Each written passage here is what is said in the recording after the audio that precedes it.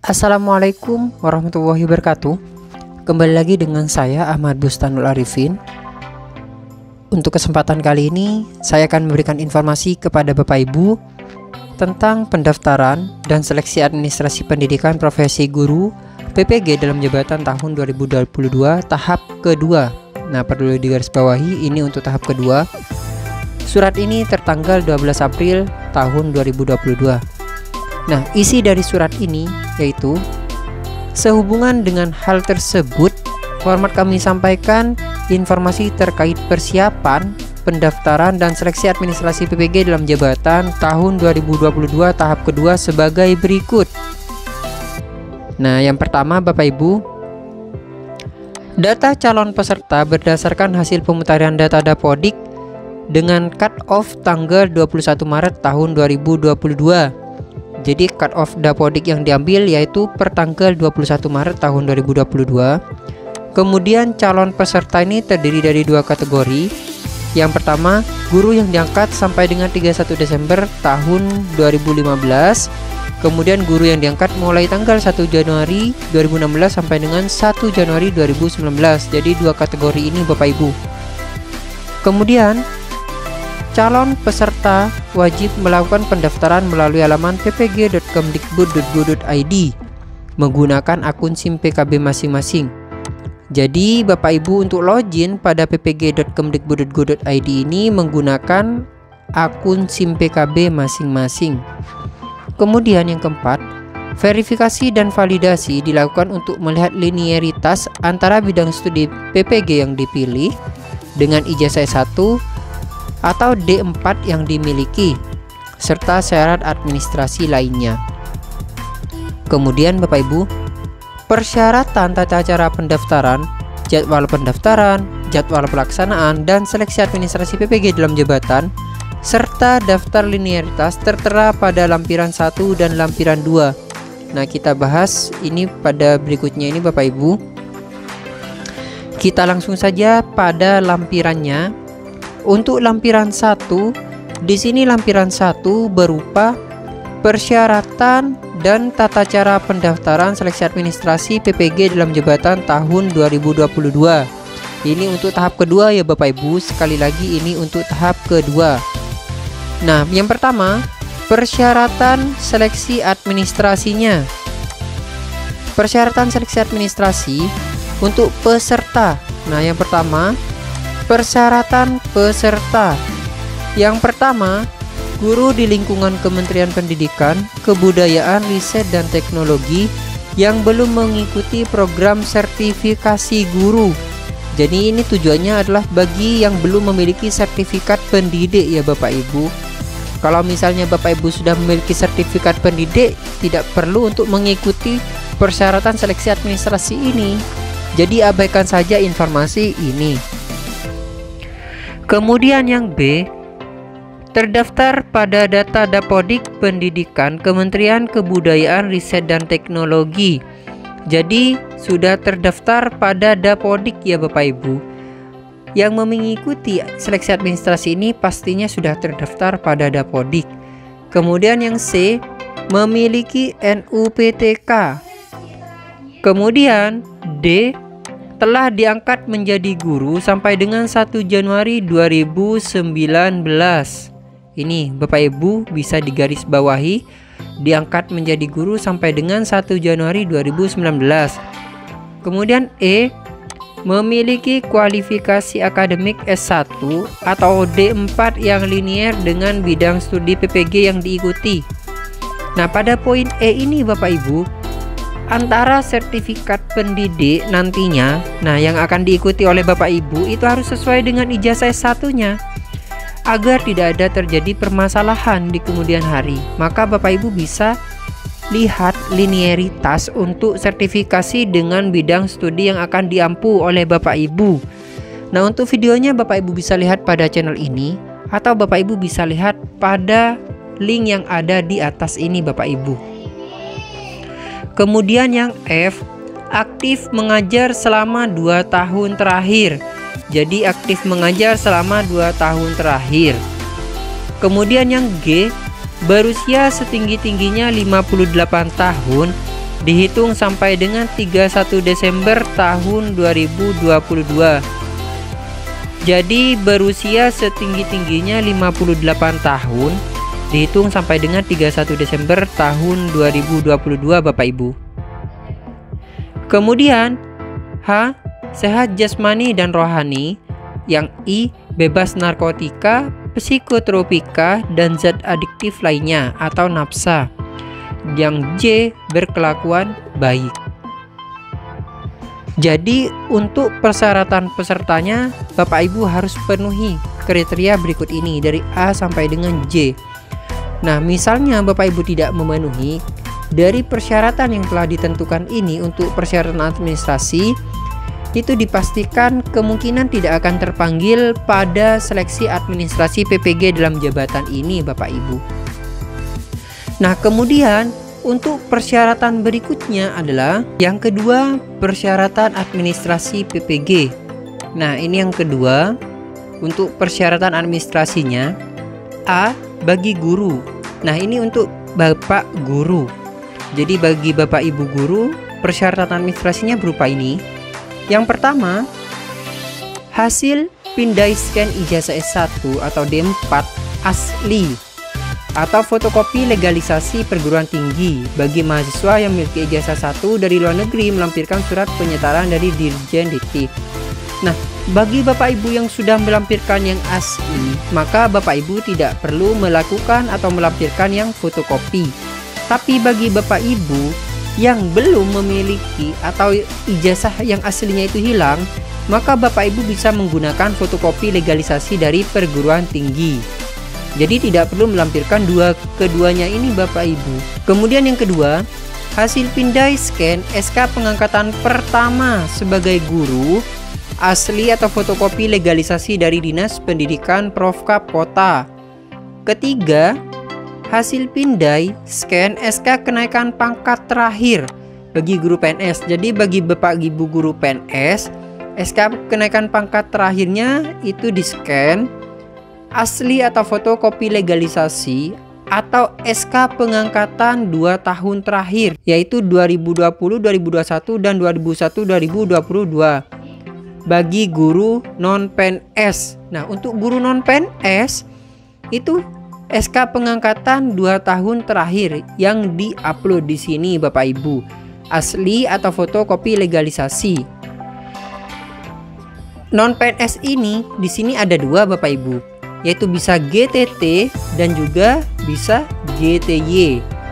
Nah, untuk GTT itu di lembaga negeri, sedangkan untuk GTY itu di lembaga swasta induknya. Nah, yang legalisasi atau yang legalisir adalah Dinas Pendidikan Profkap Kota untuk PNS, kemudian Dinas Profkap Kota untuk PNS yang ditugaskan sebagai guru pemerintah daerah atau yang diberi kewenangan, kemudian Ketua Yayasan bagi guru tetap yayasan, ini adalah GTY, kemudian Dinas Pendidikan Profkap Kota bukan PNS, guru bukan PNS di sekolah negeri yang memiliki SK pemerintah. Nah, untuk Prof Jawa Timur itu yang digunakan adalah SK GTT, SK GUP ya Bapak Ibu. Jadi yang digunakan adalah SK GTT, SK GUP-nya dilampirkan itu Bapak Ibu. Dan 2 tahun terakhir.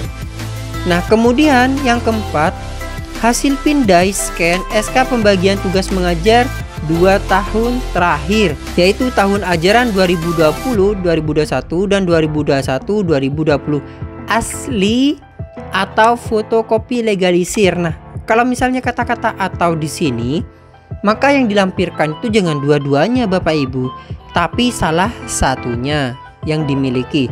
Kalau saran saya gunakan yang asli saja. Kemudian hasil pindai scan fakta integritas yang ditandatangani dan dibubuhi materai 10.000, format terlampir. Nah, formatnya ada di bawah, kita bahas sebentar lagi.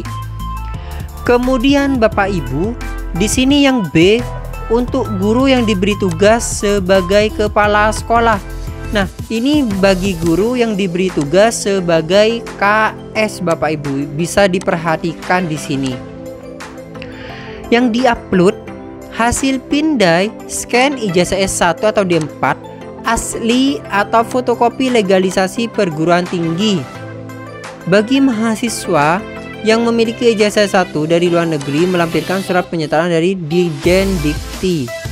Kemudian hasil pindai atau scan SK pengangkatan pertama dan terakhir sebagai guru, asli atau fotokopi legalisasi dari Dinas Pendidikan Prof. Kapota. Yang ketiga, hasil pindai atau scan SK pengangkatan terakhir sebagai kepala sekolah, asli atau fotokopi legalisasi.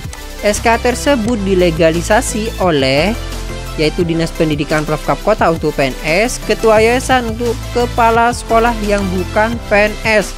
Nah, ini biasanya menjadi kepala sekolah di lembaga swasta Bapak Ibu.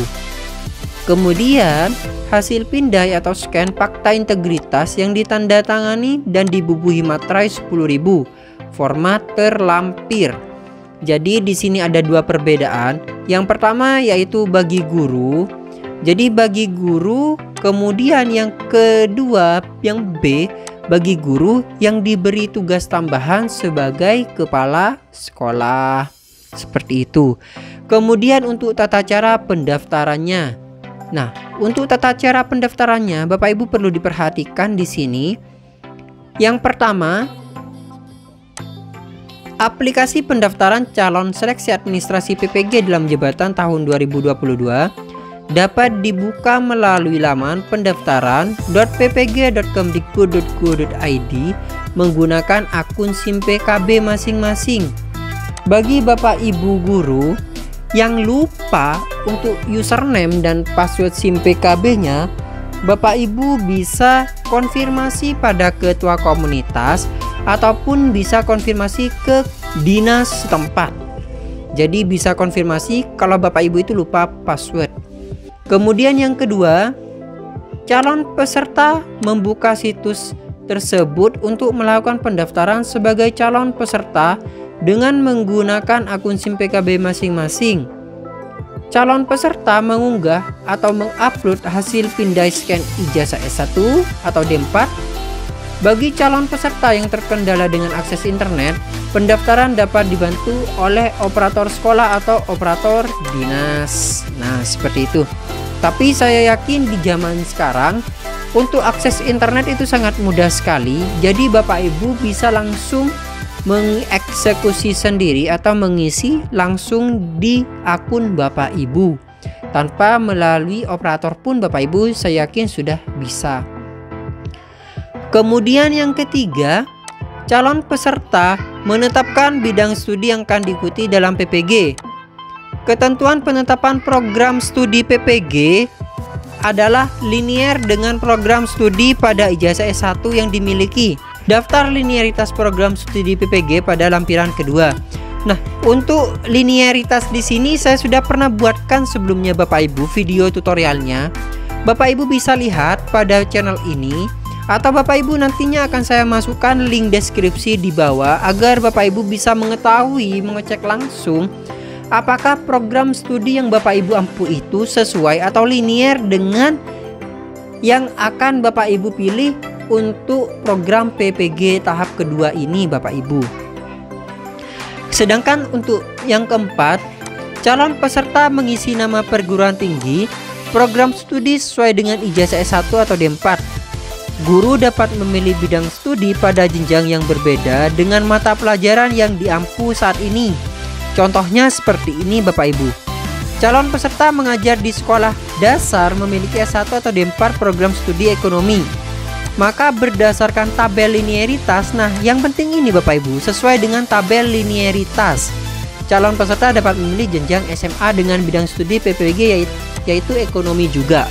Nah, meskipun Bapak Ibu beda jenjang, di sini diperbolehkan dengan syarat yaitu linearitas. Nah, ini yang digaris bawahi, linearitas. Seperti itu Bapak Ibu. Kemudian yang kelima, LPMP akan melakukan verifikasi dan validasi kesesuaian berkas dengan syarat-syarat administrasi yang telah ditentukan. Di antaranya yaitu linearitas antar program PPG yang dipilih. Kemudian hasil verifikasi dan validasi tersebut dinyatakan dengan 3 kategori. Nah, setelah LPMP menyetujui atau memverifikasi, maka di sini ada 3 hal yang perlu dipilih oleh LPMP, Bapak Ibu. Yang pertama, yang A bisa disetujui jika berkas memenuhi syarat dengan bidang studi yang dipilih atau linear antara bidang studi dengan ijazah Bapak Ibu. Nah, yang B itu ditolak permanen. Nah, ini ditolak permanen jika berkas tidak memenuhi syarat dan atau bidang studi PPG yang dipilih tidak linear dengan S1 Bapak Ibu, serta tidak dimungkinkan adanya perbaikan. Nah, untuk poin yang B ini sudah sangat fatal sekali Bapak Ibu, ini tidak bisa dikompromi lagi sehingga tidak dapat diikuti atau tidak bisa dilakukan perbaikan data. Contohnya kasusnya seperti ini. Guru dengan kualifikasi akademik sarjana hubungan internasional itu tidak linear dengan program studi PPG yang ada. Nah, untuk hukum misalnya juga Bapak Ibu itu tidak bisa mengikuti program PPG. Kemudian yang C ini tolak perbaikan. Tapi tolak perbaikan di sini jika berkas tidak lengkap atau bidang studi yang dipilih itu tidak linear dengan ijazah 1 Bapak Ibu. Tetapi dimungkinkan untuk adanya perbaikan. Contohnya, guru dengan kualifikasi akademik sarjana bahasa Inggris memilih program PPG guru kelas SD. Jika guru tersebut ingin mengikuti PPG, maka guru harus memperbaiki program studinya menjadi bahasa Inggris. Seperti itu Bapak Ibu. Kemudian calon peserta yang lolos verifikasi dan validasi berstatus disetujui. Nah, sampai disetujui. Meskipun ditolak perbaikan nantinya harus sampai disetujui. Dinyatakan lolos seleksi administrasi jabatan tahun 2022. Jadi kalau sudah disetujui, maka akan dinyatakan lolos seleksi administrasi PPG dalam jabatan tahun 2022. Kemudian untuk jadwal seleksi pendaftaran. Nah, untuk jadwalnya Bapak Ibu, pengumuman pendaftaran yaitu tanggal 12 April tahun 2022. Ini sudah bisa Bapak Ibu cek pada akun SIM PKB masing-masing sudah terpilih atau belum. Kemudian pendaftaran dan pengiriman berkas di sini tanggal 15 sampai dengan 19 April tahun 2022. Perbaikan berkas bagi Bapak Ibu yang ditolak perbaikan di sini tanggal 15 sampai dengan 25 April tahun 2022. Verval oleh petugas tanggal 15 sampai dengan 27 April tahun 2022. Sedangkan untuk pengumuman hasil seleksi administrasi atau pendaftaran di sini tanggal 29 April tahun 2022. Kemudian Bapak Ibu, untuk lampiran linearitas, nah di sini Bapak Ibu bisa lihat di sini apa saja yang linear dengan ijazah Bapak Ibu. Nah, jangan sampai salah Bapak Ibu, jangan sampai salah memilih untuk program linearitas. Pastikan betul, pastikan dan cek kembali sebelum Bapak Ibu memilih untuk program linearitas tersebut. Nah, selain Bapak Ibu lihat di sini, saya juga akan sediakan link untuk cross check linearitas PPG Bapak Ibu dengan ijazah yang Bapak Ibu miliki nantinya.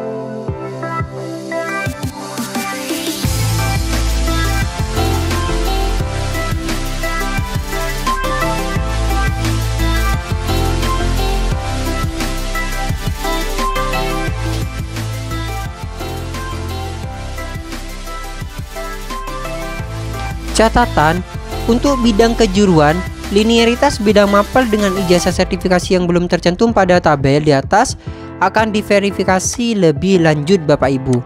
Nah, di sini catatannya perlu Bapak Ibu garis bawahi. Sedangkan untuk fakta integritas, format fakta integritas di sini Bapak Ibu bisa lihat sendiri. Di sini Bapak Ibu formatnya, atau nantinya edaran ini akan saya masukkan pada kolom deskripsi sehingga Bapak Ibu bisa download. Dan untuk fakta integritas ini Bapak Ibu tidak perlu mengetikkan lagi. Dan di sini diberi materai 10.000. Nama terang, NIP, NIK. Nah, di sini kabupatennya masing-masing, kemudian tanggalnya.